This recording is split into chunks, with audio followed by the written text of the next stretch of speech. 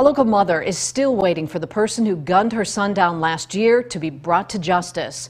Justin Kapp was one of two men killed last November. They were leaving a pickup basketball game in Freeport. Justin's mother, Robbie, says the longer the person who killed Justin's still free, the longer she has to wait to begin healing. Reporter Jim Haggerty has been following this case and has spoken to the mother of Justin Kapp. Jim, what's the latest on this case, and how is the mother coping knowing that the person who killed her son is still out there? Well, what Robbie Kapp tells me is that the more time passes without an arrest, the harder it will be to begin the healing process, like you said.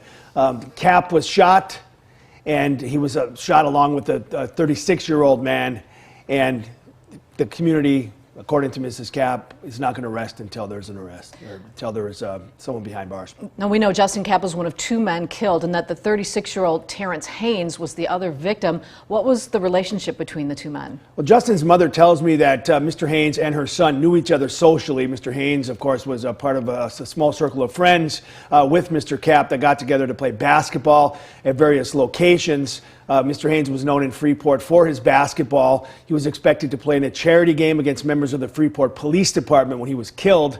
Justin Kapp was a combat veteran who befriended Mr. Haynes and other local players.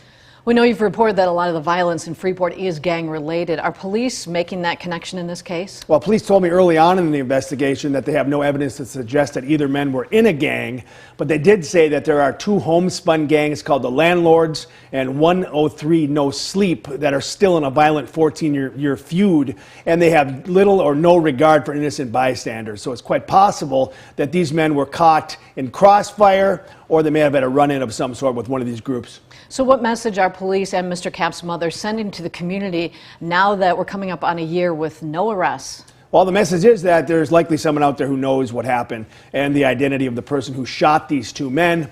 Justin's mother and investigators urge those people to come forward so an arrest can be made and everyone can begin the healing process. Well, we know you'll continue to keep us posted on this case, and of course we can follow all of your stories on mystateline.com. Thanks, Jim.